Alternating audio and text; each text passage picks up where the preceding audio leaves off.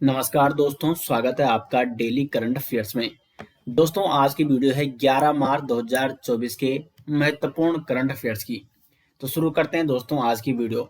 पहला क्वेश्चन है, पहला राष्ट्रीय रचनाकार पुरस्कार 2024 किसके द्वारा प्रदान किया गया है? सही आंसर हो जाएगा नरेंद्र मोदी जी के द्वारा। भारतीय प्रधानमंत्री नरेंद्र मोदी जी के द्वारा पहला राष्ट्रीय रचनाकार पुरस्कार 2024 प्रदान किया गया है।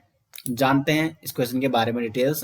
तो प्रथम राष्ट्रीय रचनाकार पुरस्कार 2024 के अंतर्गत 23 विजेताओं का चयन किया गया था और राष्ट्रीय रचनाकार पुरस्कार समाज के विभिन्न क्षेत्रों में उत्कृष्टता और प्रभाव को पहचानने का एक प्रयास है। और इसको किसके द्वारा दिया गया इन 23 विजेताओं को? तो प्रधानमंत्री नरेंद्र मोदी द्वारा। अगला क्वेश्चन है, चौथी महिला नीति का अनावरण किसके द्वारा किया गया है? सही आंसर हो जाएगा महाराष्ट्र द्वारा। तो महाराष्ट्र द्वारा चौथी महिला नीति का अनावरण किया गया है। महाराष्ट्र सरकार ने अंतर्राष्ट्रीय महिला दिवस पर राज्य की चौथी महिला नीति का अनावरण किया है। महाराष्ट्र राज्य की पहली महिला नीति 1994 में, दूसरी 2001 में और तीसरी 2014 में घोषित की गई थी और हाल ही में 2024 में चौथी महिला नीति का अनावरण किया है महाराष्ट्र सरकार ने। यह नीति 8 सिद्धांतों पर केंद्रित है। तो इसमें है स्वास्थ्य, पोषण और भलाई, शिक्षा और कौशल, यौन और लिंग आधारित हिंसा को समाप्त करना, लिंग उत्तरदायी आजीविका वृद्धि करना और लिंग समावेशी बुनियादी ढांचा, लिंग उत्तरदायी शासन और राजनीतिक भागीदारी, लिंग संवेदनशील प्राकृतिक संसाधन प्रबंधन, महिलाओं और लड़कियों के लिए विशेष खेल नीति। तो ये 8 सिद्धांत हैं इस महिला नीति की, जो कि महाराष्ट्र सरकार द्वारा जारी की गई है। अगला क्वेश्चन है, मार्च 2024 में आईएए गोल्डन कैंपस अवार्ड से किसे सम्मानित किया गया है? तो सही आंसर हो जाएगा क्वेश्चन नंबर 3 का श्रीनिवासन स्वामी। तो बी ऑप्शन हो जाएगा इसका सटीक आंसर। श्रीनिवासन स्वामी को मार्च 2024 में इंटरनेशनल एडवर्टाइजिंग एसोसिएशन से आईएए गोल्डन कैंपस अवार्ड मिला है। श्रीनिवासन स्वामी आरके स्वामी लिमिटेड में अध्यक्ष और प्रबंध निदेशक के पद पर हैं। उन्हें सुंदर स्वामी के नाम से भी जाना जाता है और यह पुरस्कार पहली बार किसी भारतीय औद्योगिक नेता को दिया गया है, इसलिए इंपॉर्टेंट क्वेश्चन बनता है एग्जाम के व्यू पॉइंट से। श्रीनिवास स्वामी को मलेशिया के पेनांग में आयोजित 45वें आईएए वर्ल्ड कांग्रेस में आईएए गोल्डन कंपास अवार्ड से सम्मानित किया गया है। श्रीनिवासन स्वामी को पेनांग के गवर्नर तुन अहमद फुजी अब्दुल रजाक ने पुरस्कार प्रदान किया। आईएए गोल्डन कंपास अवार्ड यह पुरस्कार उन दिग्गजों को सम्मानित करता है जिन्होंने मार्केटिंग, विज्ञापन और मीडिया उद्योगों के क्षेत्र में महत्वपूर्ण योगदान दिया है। तो ये कंपास अवार्ड है, आईएए गोल्डन अवार्ड किसे दिया जाता है? मार्केटिंग, विज्ञापन और मीडिया उद्योगों के क्षेत्र में जिन्होंने महत्वपूर्ण योगदान दिया है।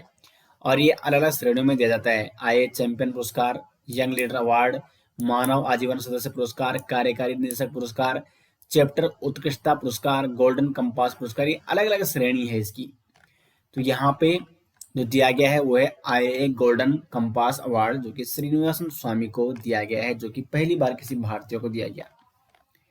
अगला क्वेश्चन है, भारतीय तटरक्षक बल द्वारा किस देश के साथ सी डिफेंडर्स 2024 का आयोजन किया जा रहा है? सही आंसर हो जाएगा संयुक्त राज्य अमेरिका। तो संयुक्त राज्य अमेरिका में सी डिफेंडर्स 2024 का आयोजन किया जा रहा है भारतीय तटरक्षक बल द्वारा। भारतीय तटरक्षक बल द्वारा द्विपक्षीय सहयोग को मजबूत करने के लिए अमेरिकी तटरक्षक बल के साथ संयुक्त अभ्यास सी डिफेंडर्स 2024 का आयोजन किया जा रहा है। यह संयुक्त अभ्यास 9 से 10 मार्च 2024 को पोर्ट ब्लेयर के तट पर आयोजित किया जा रहा है। सी डिफेंडर्स 2024 या भारतीय तटरक्षक बल और संयुक्त राज्य अमेरिकी तटरक्षक बल के बीच एक संयुक्त अभ्यास है।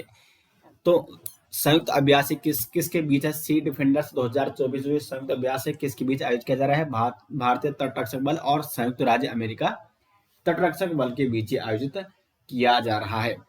अभ्यास समुद्री डकैती और असम्मित खतरों पर केंद्रित होगा, जिसमें वाणिज्यिक, व्यापारी यातायात पर नकली ड्रोन हमले, संयुक्त समुद्री खोज और बचाव अभियान, प्रमुख अग्निशमन, समुद्री प्रदूषण प्रतिक्रिया और नशीली दवाओं की निषेध अभ्यास में शामिल हैं। इस कार्यक्रम में आपातकालीन स्थितियों में तत्परता बढ़ाने के लिए एक सिमुलेटेड चिकित्सा निकासी भी देखी जाएगी। अगर हम बात करें आईसीजी यानी इंडियन कोस्ट गार्ड भारतीय तटरक्षक बल की, तो यह एक सशस्त्र बल है जो भारत के समुद्री हितों की रक्षा करता है और समुद्री कानून को लागू करता है। ये रक्षा मंत्रालय के अधीन संचालित है और उसका मुख्यालय कहाँ है? नई दिल्ली में। नेक्स्ट क्वेश्चन की ओर बढ़ते हैं। क्वेश्चन नंबर 5 है, हमारा संविधान हमारा सम्मान अभियान कहाँ आयोजित किया गया है? सही आंसर हो जाएगा इसका राजस्थान में आयोजित किया गया है हमारा संविधान हमारा सम्मान अभियान। गणतंत्र के रूप में भारत के 75वें वर्ष के उपलक्ष्य में 9 मार्च को राजस्थान के बीकानेर में हमारा संविधान हमारा सम्मान अभियान कार्यक्रम आयोजित किया गया है। और इस आयोजन का उद्देश्य क्या है? तो हमें भारत के संविधान में उल्लिखित सिद्धांतों के प्रति हमारी साझा प्रतिबद्धता की याद दिलाना और उन मूल्यों का जश्न मनाना जो हमें एक राष्ट्र के रूप में एक साथ लाते हैं। अगला क्वेश्चन है यहाँ पे क्वेश्चन नंबर 6 की ओर बढ़ते हैं। मार्च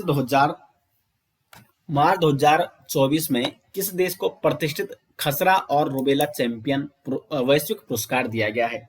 तो इसका सही आंसर हो जाएगा भारत को। ए ऑप्शन हो जाएगा सही आंसर। भारत को 6 मार्च 2024 को प्रतिष्ठित खसरा और रूबेला चैंपियन पुरस्कार से सम्मानित किया गया है। भारत को इन बीमारियों से निपटने में अनुकरणीय प्रयासों के लिए यह पुरस्कार दिया गया है। भारत को प्रतिष्ठित खसरा और रूबेला चैंपियन वैश्विक पुरस्कार वाशिंगटन में दिया गया है। तो कहाँ दिया गया है? वाशिंगटन में। और क्यों दिया गया है? तो इन बीमारियों से निपटने में अनुकरणीय प्रयासों के लिए भारत को ये पुरस्कार दिए गए हैं। और ये पुरस्कार प्राप्त किसने किया? राजदूत श्री प्रिया रंगनाथन द्वारा।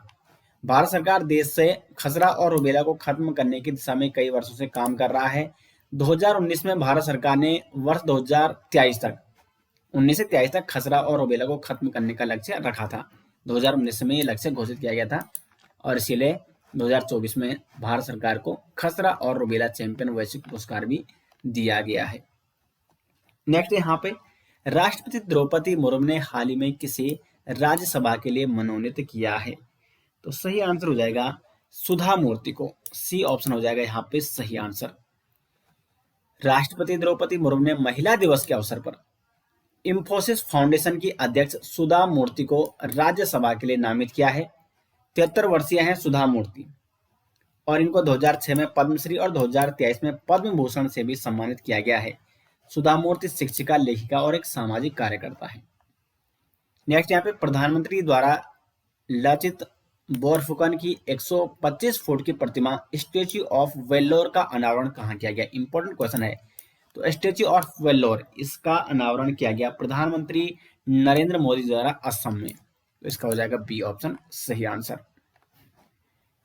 तो प्रधानमंत्री नरेंद्र मोदी ने असम राज्य में स्थित जोरहाट शहर में श्रद्धेय अहोम कमांडर लचित बरफुकन की 125 फुट की उल्लेखनीय कांस्य प्रतिमा का अनावरण किया है। अहोम जनरल लचित बरफुकन को 1671 में सरायघाट की लड़ाई में मुगल आक्रमण के खिलाफ अहोम सेना का नेतृत्व करने के लिए एक सैन्य कमांडर के रूप में याद किया जाता है। सरायघाट की लड़ाई सरायघाट में ब्रह्मपुत्र नदी पर हुई थी। कहाँ हुई थी? ब्रह्मपुत्र नदी पर, जो अब गुवाहाटी असम भारत में है। और 1671 में कछवाहा राजा राम सिंह प्रथम के नेतृत्व वाले मुगल साम्राज्य और लचित बोरफुकन के नेतृत्व वाले अहोम साम्राज्य के बीच एक नौसैनिक युद्ध लड़ाया गया था। तो लचित बोरफुकन है, इनका संबंध है अहोम साम्राज्य से और इन्हीं की यह प्रतिमा यहाँ पे प्रधानमंत्री नरेंद्र मोदी द्वारा अनावरण किया गया। उनके जन्मदिन को असमिया बहादुरी के प्रतीक लचित दिवस के रूप में भी मनाया जाता है और उनके सैन्य कौशल को राष्ट्रीय रक्षा अकादमी द्वारा सम्मानित किया जाता है, जो हर साल अपने सर्वश्रेष्ठ स्नातक कैडेट की लचित बर्फकन ट्रॉफी से सम्मानित करती है। तो दोस्तों ये थे आज के डेली करंट अफेयर्स के इंपॉर्टेंट क्वेश्चन 11 मार्च 2024 के। उम्मीद करते हैं आपको वीडियो पसंद आई। मिलते हैं दोस्तों नेक्स्ट के साथ, तब तक के लिए धन्यवाद।